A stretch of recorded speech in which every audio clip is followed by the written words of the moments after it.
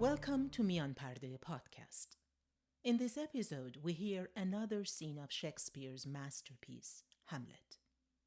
Act 4, Scene 3 is essentially the immediate fallout of the violence in Act 3, Scene 4, the Gertrude's chamber scene that we heard last time. If the previous scene is the climax of Hamlet's private emotional turmoil, Act 4, Scene 3 is the political consequence of it.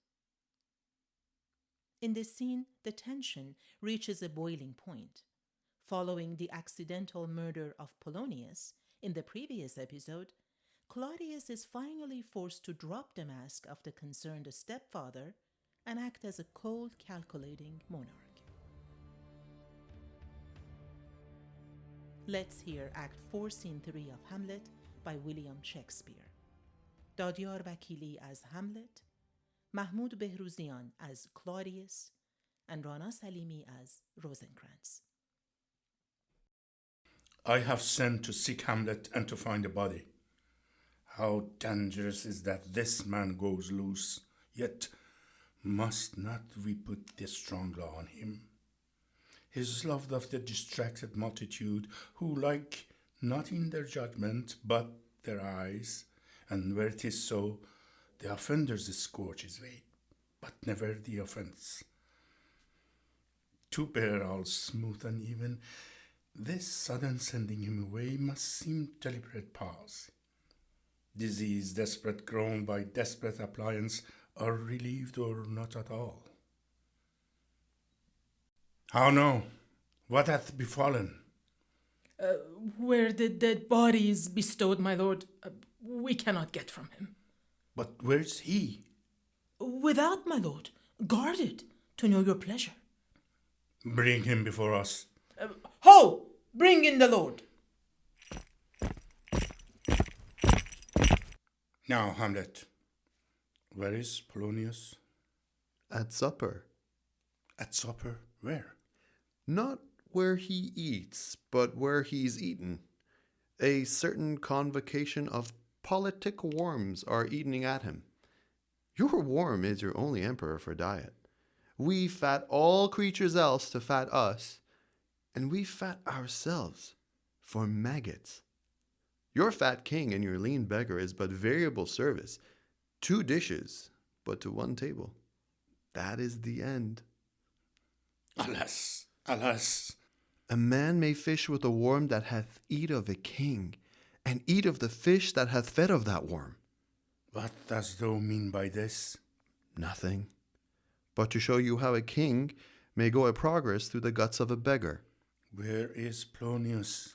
Ave Maria. In heaven, sent hither to see. If your messenger find him not there, seek him in the other place yourself. But if indeed you find him not within this month, you shall smell him as you go up the stairs into the lobby. Go, seek him there. Oh, he will wait till you come. Hamlet, this deed for thine special safety, which we do tender, as we dearly grieve for that which thou hast done, must send thee hence with fiery quickness. Therefore prepare thyself. The bark is ready, and the wind at help. The associates tend, and everything is bent for England. For England? Aye, Hamlet. Huh. Good. So is it, if thou needst our purposes. I see an angel that sees them. But come, for England. Farewell, dear mother. Thy loving father, Hamlet. Mother. Father and mother is man and wife. Man and wife is one flesh. And so, my mother. Come, for England! Follow him at foot, tempt him with speed abroad. Delay it not, I'll have him hence tonight. Away, for everything is sealed and done. Pray you, make haste. And England, if My love thou holdest it out, as my great power may give thee sense, since yet thy scars looks raw and red after the Danish sword, thou mayst not coldly set our sovereign process, which reports at full by letters stating to that effect the present death of Hamlet. Do it, England, for like the hectic in my bloody rages, and thou must cure me.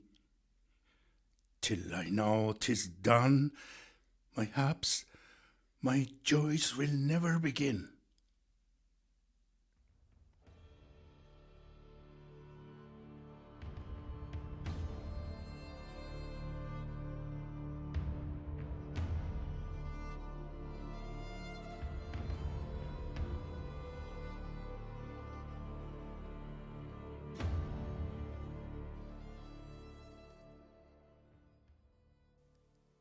Act 4, Scene 3 is a masterclass in the power struggle between a king who rules by law and a prince who rules by wit. In search for the body of Polonius, Claudius explains to his attendants that he cannot simply put the strong law on Hamlet because the public loves the prince.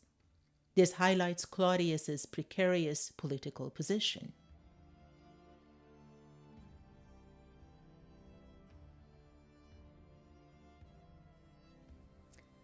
In Gertrude's chamber, Hamlet kills Polonius in a private room, hidden behind a curtain. It's a moment of raw, impulsive violence. In Act 4, Scene 3, that private act becomes a state crisis. Claudius acknowledges that he cannot simply lock Hamlet up because of the distracted multitude, the public, who love the prince. The transition shows how Hamlet's personal war with his family has now destabilized the entire kingdom of Denmark.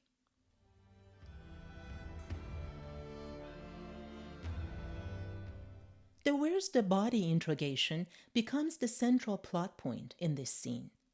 Hamlet's dark jokes about Polonius being at supper, where he is being eaten by worms, are a direct continuation of the cold, detached attitude he showed toward the corpse in the previous act. Hamlet is brought in, and when asked where Polonius is, engages in a macabre verbal dance about the convocation of politic worms.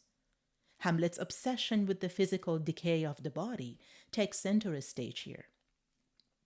He describes a king progressing through the guts of a beggar via the medium of a worm and a fish. A man may fish with the worm that hath eat of the king, and eat of the fish that fed on that worm. This isn't just crazy talk. It's a direct threat to Claudius's authority. Hamlet is reminding the king that despite his crown, his ultimate destination is the same as the lowest peasants. The imagery of the worm represents the circular nature of life and death, but also the rot that has taken over the Danish court. Hamlet uses the worm to strip away the divinity that usually hedges a king.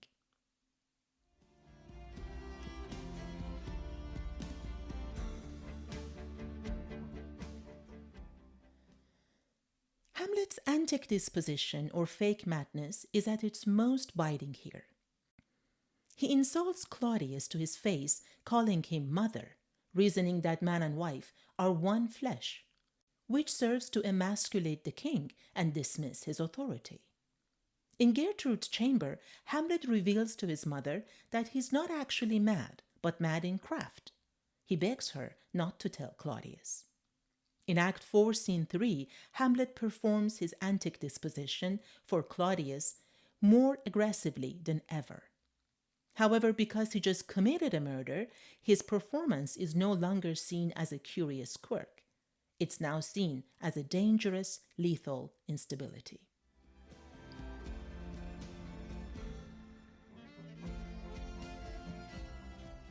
Another important point in this scene is the change in power dynamics. These two scenes, Gertrude's chamber and the court scene, show a complete reversal of who holds the upper hand. In his mother's chamber scene, Hamlet is the aggressor. He corners his mother and kills Polonius. In Act 4, Scene 3, Claudius regains control. He uses the murder as a legal excuse to banish Hamlet. While talking to his mother, Hamlet tries to cure the queen of her sins. In the court scene, Claudius tries to cure himself of the hectic, or Hamlet, by ordering his death.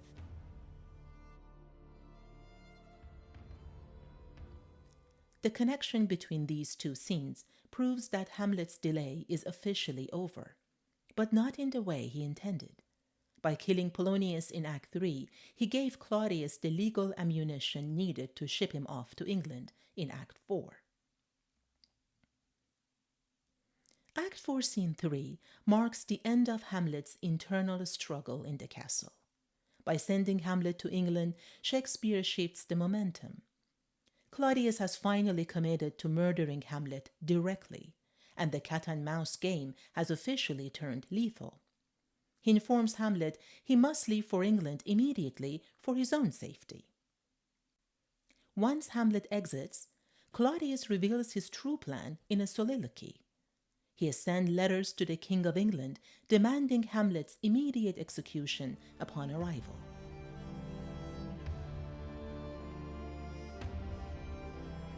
In the following scenes, Shakespeare immediately juxtaposes Hamlet's departure with the arrival of Fortinbras, the Prince of Norway. This transition is one of the most important structural moments in the play because it provides a foil, a character who highlights Hamlet's traits by being his polar opposite. While Hamlet is being escorted to the ship, he encounters Fortinbras' captain. He learns that the Norwegian army is prepared to fight and die for a patch of ground in Poland that is worth nothing in terms of resources or profit. Fortinbras represents the active man. He acts on divine ambition and leads 20,000 men to their potential deaths for the sake of honor alone. Hamlet represents the speculative man. He has a massive, valid reason for revenge, a murdered father and a defiled mother, but has yet to take definitive action. The crucial irony is that Hamlet thought killing the rat behind the curtain would lead to his revenge. Instead, it led to his own deportation and near execution.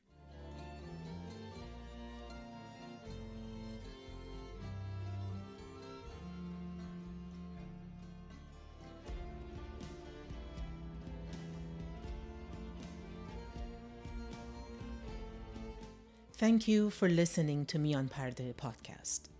You will hear more of this fascinating play in the following weeks. Meanwhile, please don't forget to share our website with your friends and family. Thank you.